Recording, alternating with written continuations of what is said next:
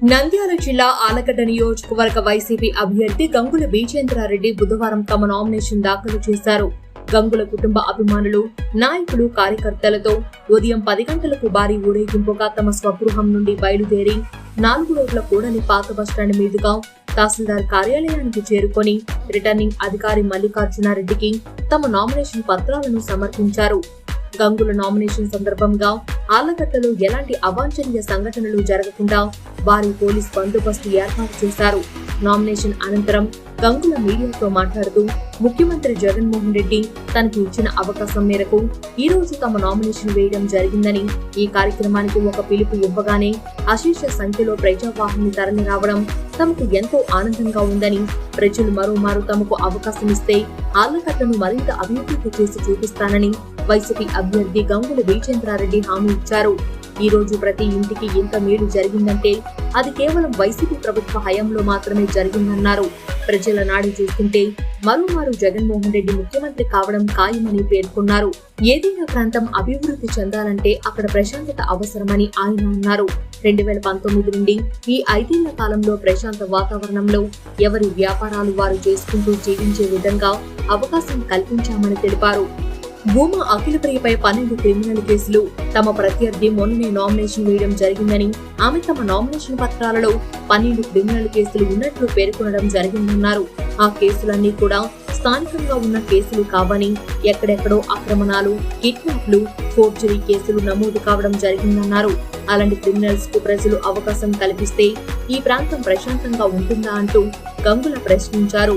ప్రజలు మంచి వైపు నిలబడి తమను ఆశీర్వదించాలని ఆయన విజ్ఞప్తి చేశారు.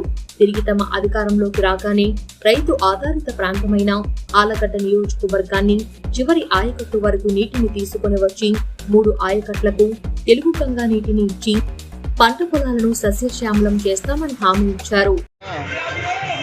మరొకసారి నాకు జగన్మోహన్ రెడ్డి గారు ఇచ్చిన అవకాశం మేరకు ఆళ్లగడ్డ వైఎస్ఆర్సీపీ అభ్యర్థిగా ఈరోజు నామినేషన్ వేయడం జరిగింది. ఈరోజు ఆళ్లగడ్డలో పిలుపుగానే ఇంత పెద్ద ఎత్తున నిండు మనసుతో నన్ను ఆశీర్వదించడానికి వచ్చిన ప్రతి ఒక్క కార్యకర్తకు కూడా పేరు పేరున నా నమస్కారాలు, కృతజ్ఞతలు తెలియజేసుకుంటున్నాను. ఈరోజు గత 5 ఏళ్లలో మన ప్రభుత్వం ఏం చేసింది, మన ప్రాంతం ఏ విధంగా అభివృద్ధి చెందింది అనేది ప్రతి ఒక్క విషయం కూడా ప్రజలకి తెలియజేసుకుంటా మేము ఓటు అడగడం జరుగుతూ ఉంది. రేపు రానున్న కాలంలో మళ్ళా మనకి తిరిగి అధికారం ఇస్తే ఏ విధంగా పనిచేస్తామనేది కూడా ప్రజలకు చెప్తా ఓటు అడుగుతాం, ముందరికి వెళ్ళడం జరుగుతుంది. ఈరోజు ప్రజలు కూడా పెద్ద ఎత్తున వైఎస్ఆర్సీపీకి అండగా నిలుస్తాం. ఈరోజు ఏదైనా మేలు జరిగింది ప్రతి ఇంటికి ఏదైనా ప్రభుత్వం ఉన్నప్పుడు అంటే అది కేవలం వైఎస్ఆర్సీపీ ప్రభుత్వం అని చెప్పేసి ప్రజలందరూ కూడా ఈరోజు అఖండ మెజారిటీతో ఇక్కడ మమ్మల్ని ఆశీర్వదించడానికి, రాష్ట్రంలో జగన్మోహన్ రెడ్డి గారిని తిరిగి మరొకసారి ముఖ్యమంత్రిని చేయడానికి పెద్ద ఎత్తున ఉత్సాహంగా ఉన్నారు. ఆ ఉత్సాహం అంతా కూడా ఈరోజు కళ్ళకు కనిపిస్తుంది. ఈరోజు నేను ఒకటే చెప్తా ఉన్నాను, ఏ ప్రాంతమైనా అభివృద్ధి చెందాలంటే ముందు ఆ ప్రాంతం ప్రశాంతంగా ఉండాలి. ప్రశాంతంగా ఉండాలా అంటే అక్కడ ఎటువంటి ఇబ్బంది ఉండకూడదు. మనం పెట్టిన పెట్టుబడులకి రూపాయికి ఎటువంటి ఇబ్బంది లేదు అన్నప్పుడు ఆ ప్రాంతం ఆటోమేటిక్గా అభివృద్ధి చెందుతూ పోతుంది. ఈరోజు నంద్యాల కానీ, పొద్దుటూరు కానీ అక్కడంతా కూడా ఈరోజు కేవలం ప్రభుత్వానికి సంబంధించిన ఏదన్నా పర్మిషన్ ఉంటే చాలు మనం ఏ వ్యాపారం అన్నా చేసుకునే పరిస్థితి ఉంది.